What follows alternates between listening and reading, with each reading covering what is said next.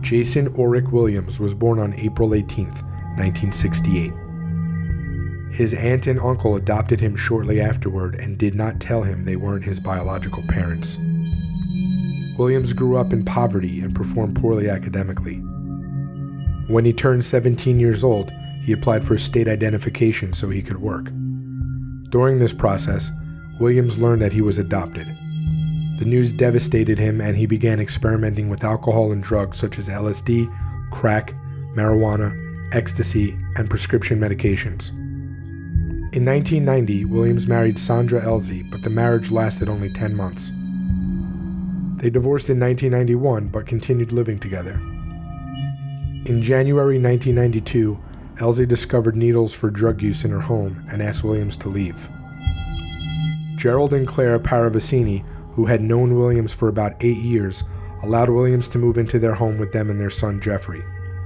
Shortly after moving in with the Paravicinis, Elzy agreed to allow Williams to move back home. On February 14, 1992, they arranged a date.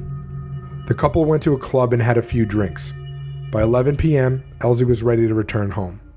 However, Williams was not, and he asked Elzy to drop him off at another club. At the club, Williams purchased LSD and prescription drugs, and he drank a large amount of liquor. He then met with some friends, and they drove to a drug house to smoke crack cocaine together all night. Early the following day, at approximately 6 a.m., Williams arrived at the Paravicini's home and called Elzy on a cordless telephone. While on the phone with Elzy, Williams walked into the Paravicini's bedroom where Claire was in bed and retrieved a .22 caliber automatic rifle. Williams then proceeded to shoot Jeffrey in the face and the hand. Gerald heard the noise and came to help Jeffrey, but Williams shot Gerald in the base of the neck and the upper chest area. Jeffrey ran to a neighbor's house to get help and would luckily survive the attack. Gerald also ran out of the home. Claire came out of the bedroom when she heard the second gunshot. She saw Jeffrey running away and Gerald in the yard. She then saw Williams waving the rifle at her, and he struck her in the face with the butt of the gun, breaking her jaw. He left with the rifle and her purse, which contained her credit cards, checkbooks, and over $500 in cash. Williams walked 100 yards up the road to the home of Linda and Freddie Barber. Linda Barber was getting ready for work at the U.S. Postal Service and answered the front door. Williams shot her in the head, and then went into the kitchen where Freddie Barber was drinking coffee and also shot him in the head. Next, Williams shot their son Brian, asleep in his bed, twice in the head.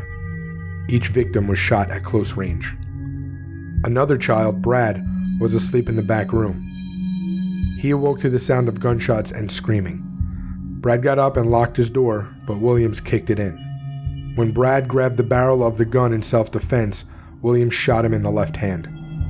The two struggled, but Brad managed to escape through the back door and ran to his sister's house through the woods. Williams took the Barber's keys and took their van. As he was driving away, he called Elzy, who advised him to surrender.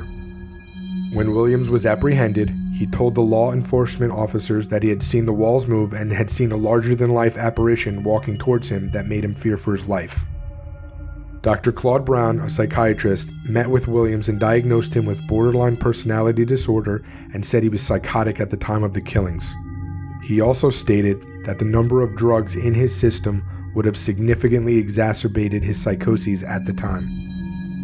During the trial on November 10, 1992, Williams testified that he did not remember killing anyone. On November 11, 1992, the jury returned a guilty verdict for the capital offense of intentional murder of Geraldine Paravicini, Freddie Barber, Linda Barber, and Brian Barber. By a 10-2 vote, the jury recommended that a death sentence be imposed for the murder convictions. On December 1, 1992, the state trial court sentenced Williams to death. Jason Orrick Williams was executed on May 19, 2011. Before his execution, he said, quote, "I hope the families of the victims forgive me for what I have done," end quote. 10 family members of the 4 victims witnessed the execution. Louis Barber, who is Freddie Barber's older brother, said, quote, "I never did think I'd live to see this day, but I did, and I thank the good Lord for it. We're going to try and put it behind us and go on with our lives. You don't ever really want to see somebody die, but I think justice was served," end quote.